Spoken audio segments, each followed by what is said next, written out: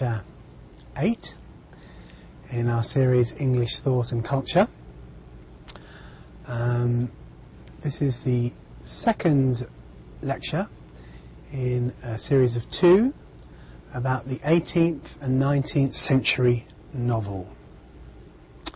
Okay, the course name is English Thought and Culture,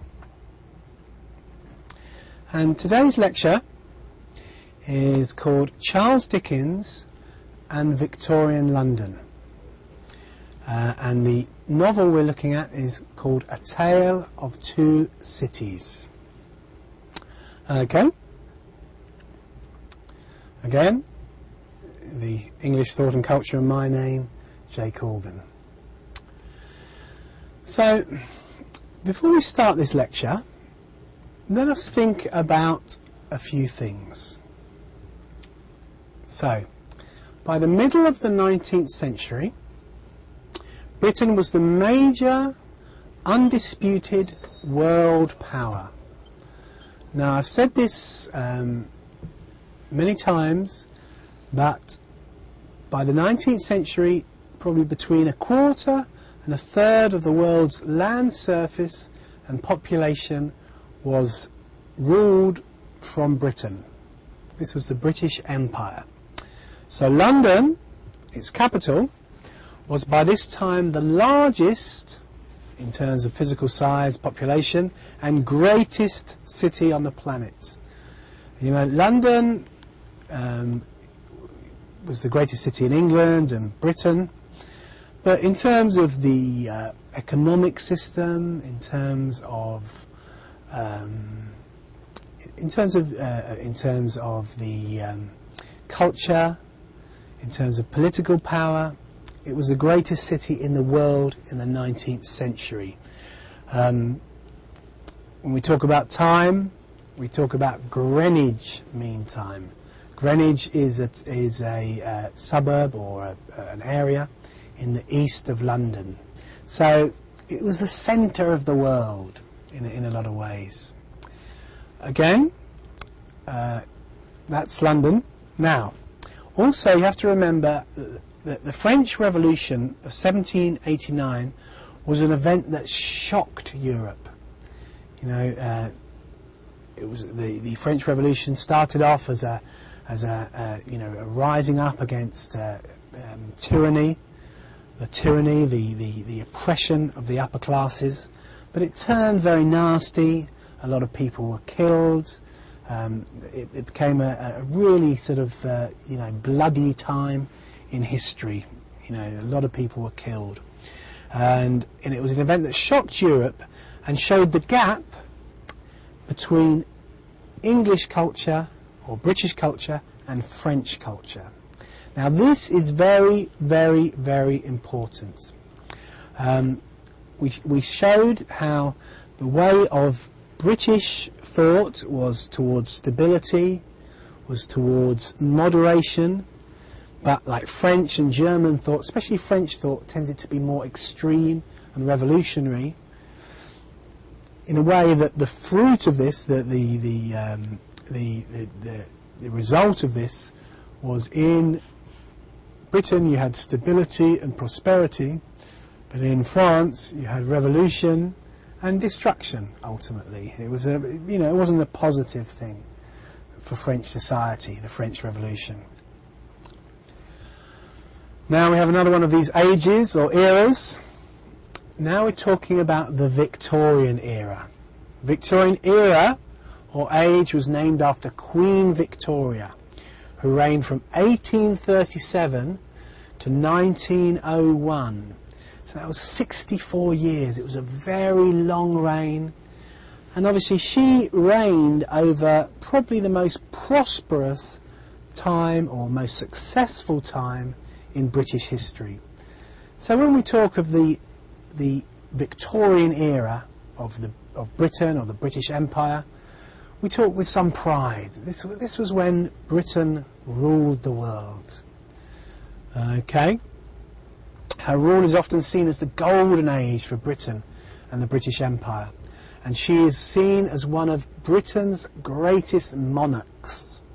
Now, a monarch is a king or a queen.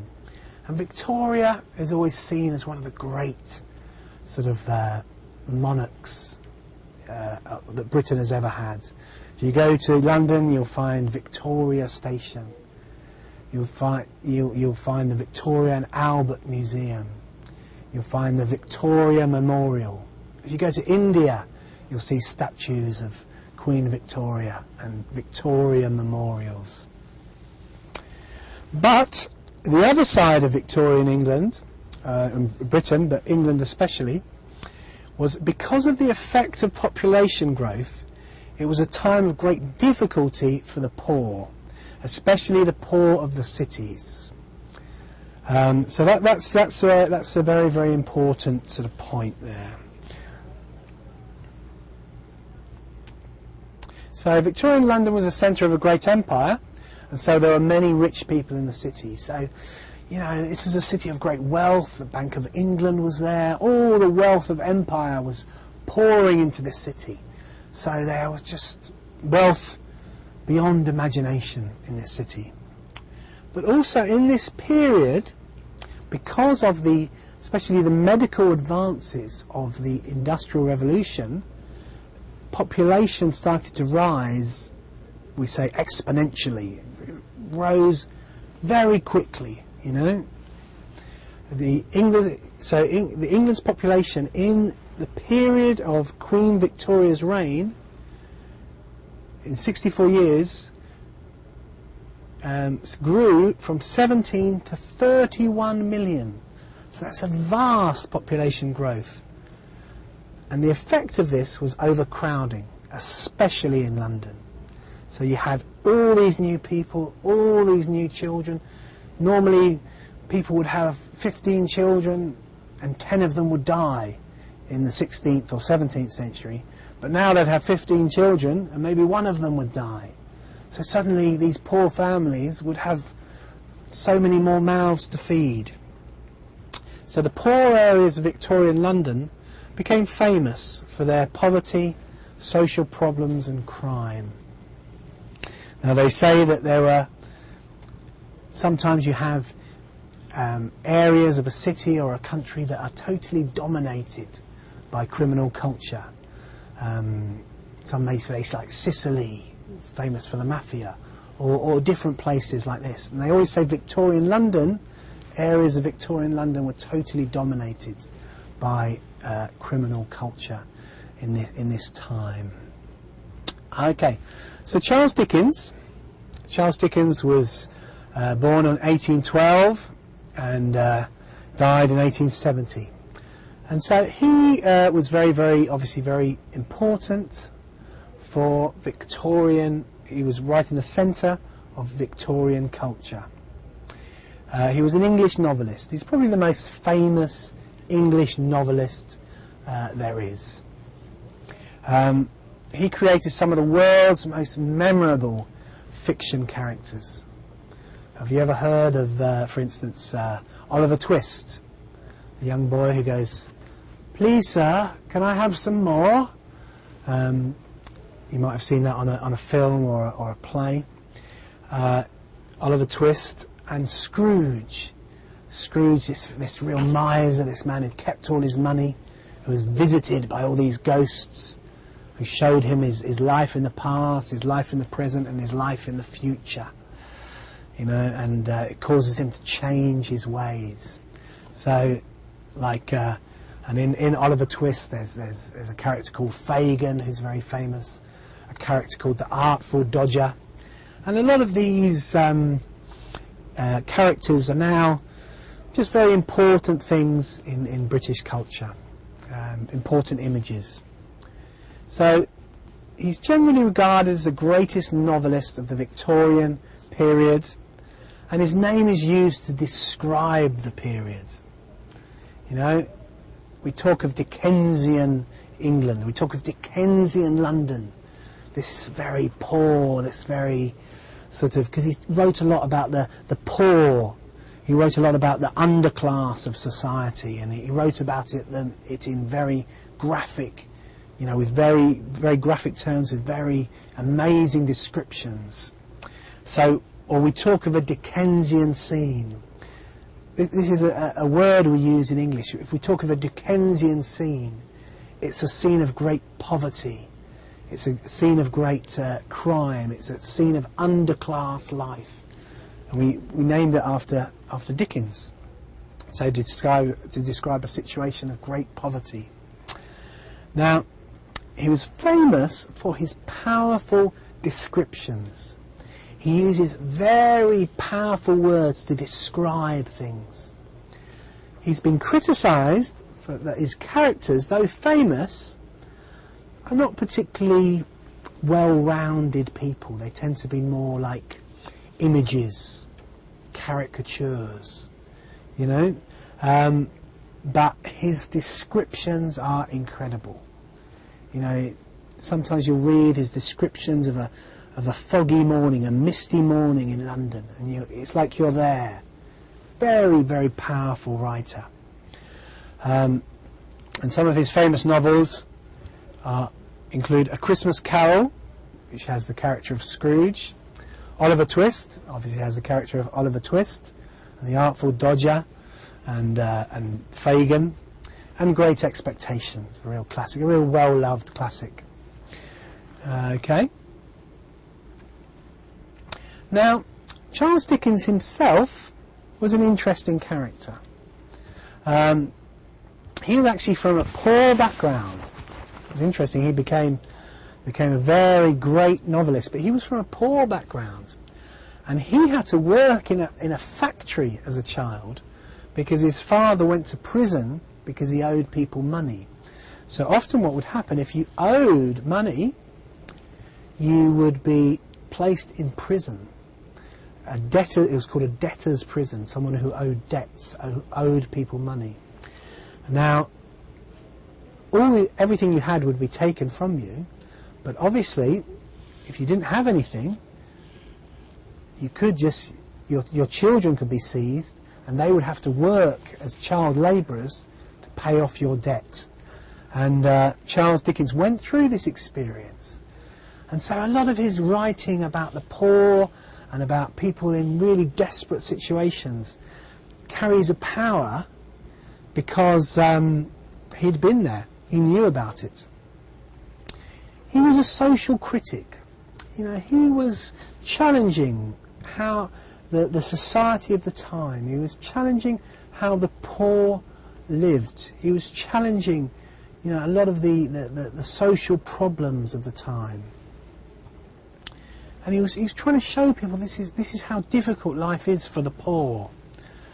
And he describes a lot of his drive in writing his books was to show people some of the pain and problems that the British lower classes, the British working classes were going through. But, and this is very, very important, he believed in slow change and was against revolutionary ideas that would damage society.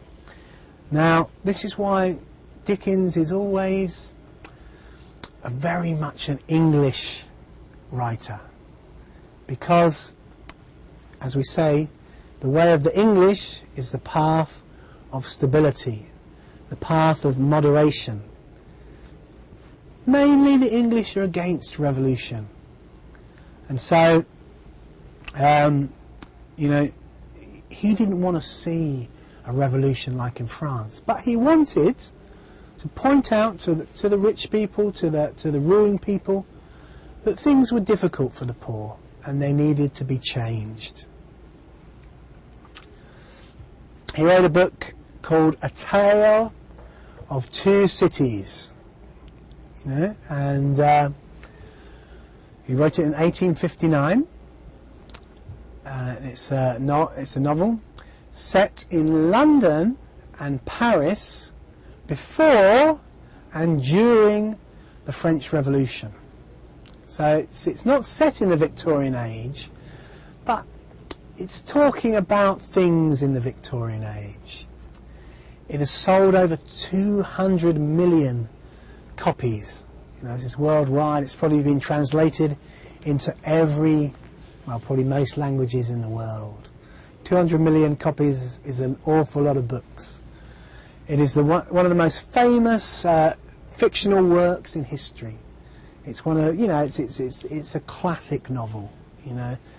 Dickens is probably not so easy to read because of the wealth of his language, the amount of difficult words he uses.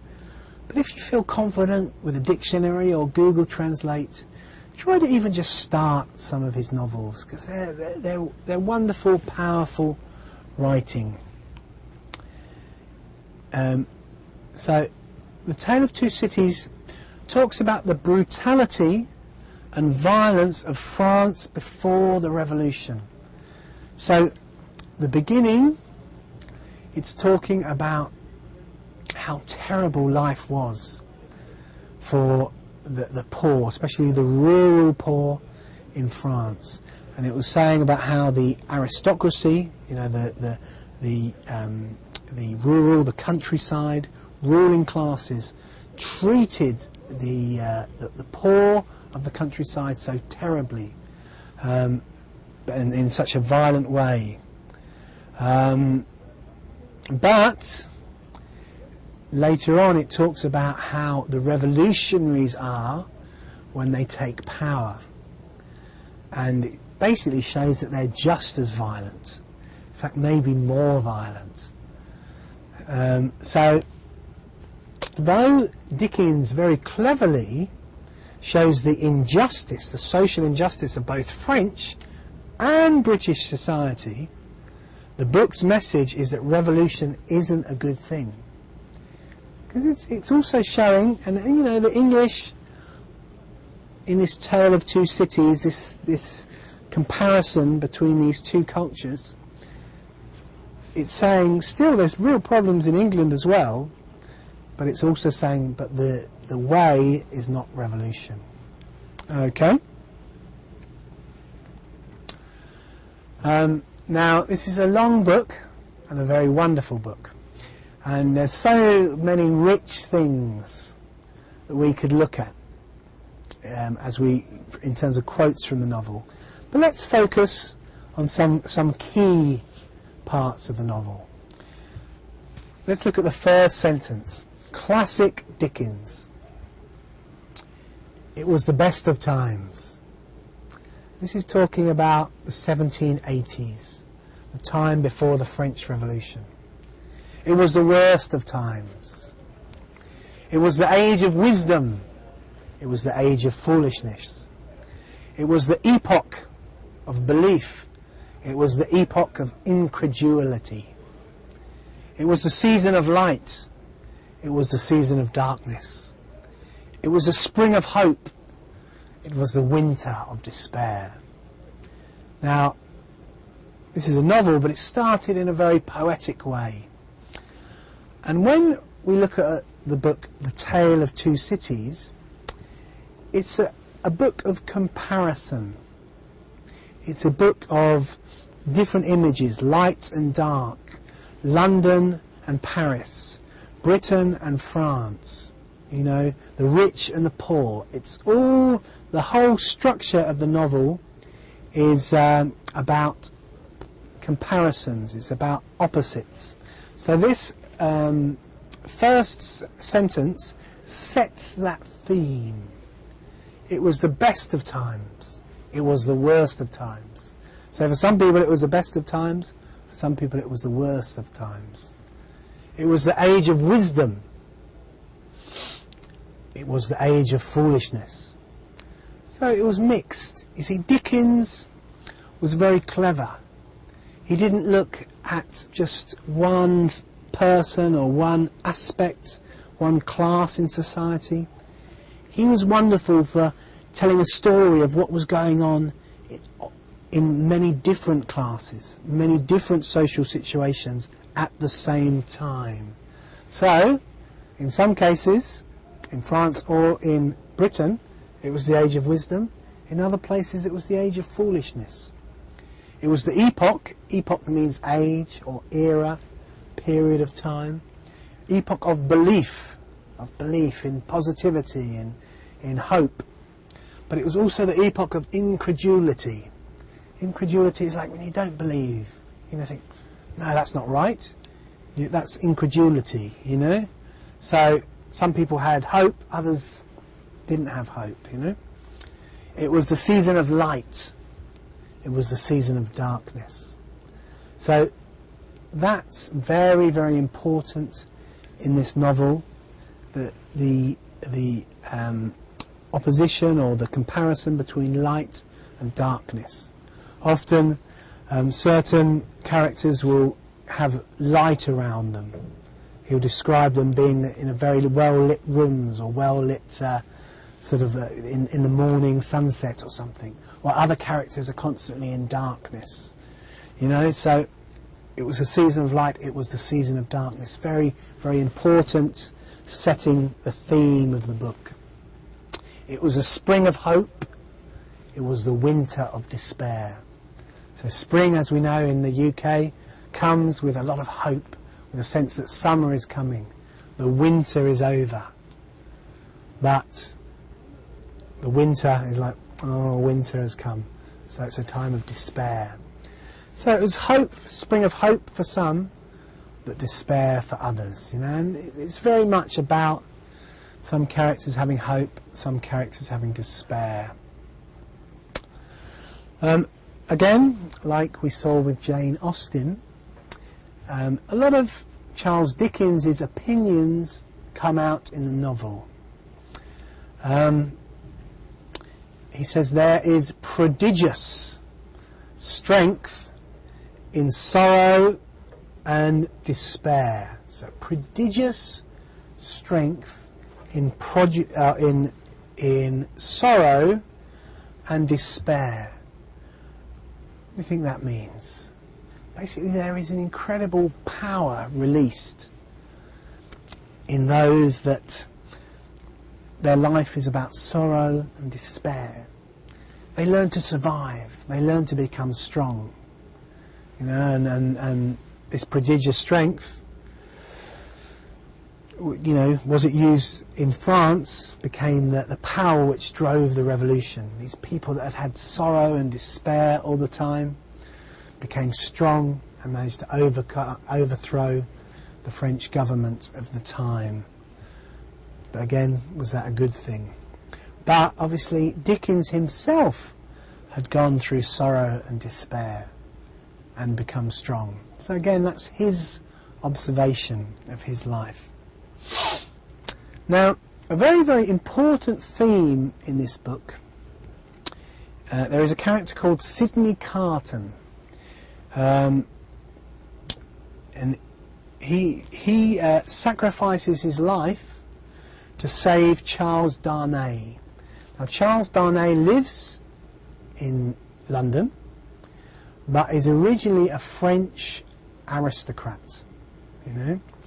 And his family were very evil, but he has decided to put that away, and then lives in London, has a good life in London, marries a very wonderful young lady, and has a wonderful life. And there is a man called Sidney Carton who looks like him, he's identical with him. And Carton says to him, think now and then that there is a man who would give his life to keep a life you love beside you. And he's saying, look, I'm ready to sacrifice for you. You know, Charles Darnay and his wife are very wonderful, upright people. Sidney Carton, he works as a barrister's clerk, but he's an alcoholic.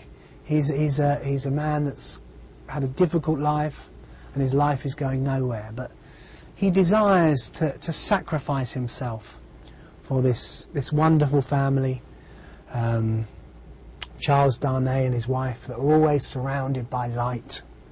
And that's a very, very important theme in the book, the theme of sacrifice, self-sacrifice. Here it says, again, this is a little bit of political or social observation. Death may beget life. You know, someone might die, and that can be a good thing. It might bring life. But oppression can beget. To beget means to be born from, or to produce. Oppression can beget nothing other than itself. So oppression, tyranny, really mistreating people, will only produce itself, will only produce others that will go on to oppress. And this is a very, very important theme. Again, it's saying, look, tyranny is not good. The way of the French is not good. The way of the British, the way of stability is the way. Because oppression, remember like what John Locke says, just creates more oppression. And again,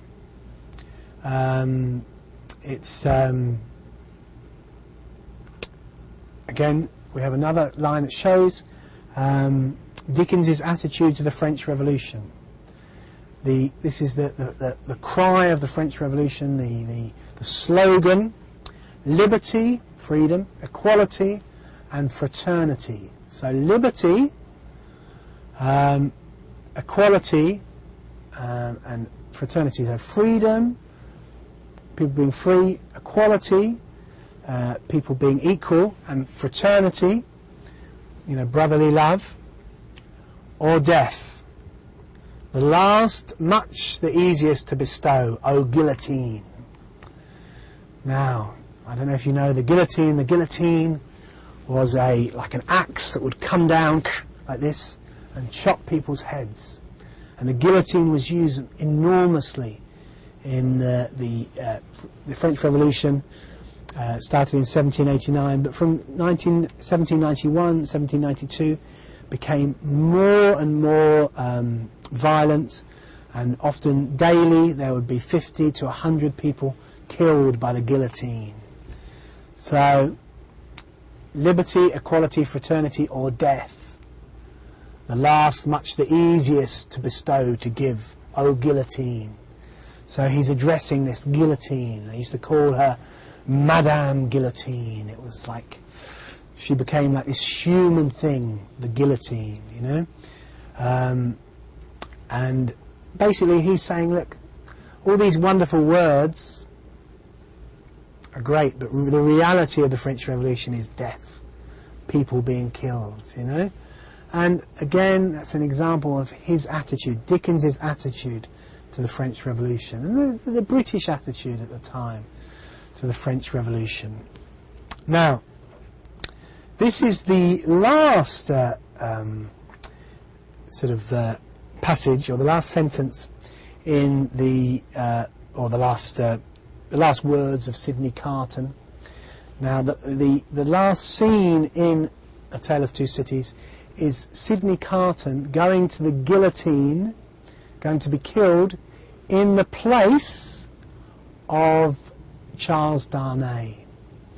And some of these words, this is one of the most famous, like this small passages in English literature, especially the last lines. And Sidney Carton is about to sacrifice his life, and it's as if he sees a vision. I see a beautiful city and a brilliant people arising from this abyss. I see the lives which I lay down my life, peaceful, useful, prosperous and happy. So this man that doesn't feel like he's worth anything is sacrificing himself to make his friends, the people he loves, happy. I see that I hold a sanctuary in their hearts. I'll have a place in their hearts, and in their hearts of their descendants, generations hence. So people will tell that this family will tell the story of what Sidney Carton has done, this act of sacrifice. Now this last sentence is probably one of the most famous lines in English fiction. It is a far, far better thing that I do than I have ever done. It is a far, far better rest that I go to than I have ever known. So this is about sacrifice. It's about self-sacrifice. And basically saying that that is the way to building a good society. That's what Dickens is saying. It's not some revolution where you go and kill lots of people. It's learning to sacrifice. It's learning to sacrifice for each other. It's learning to sacrifice for the people you love. It's learning to sacrifice for your country.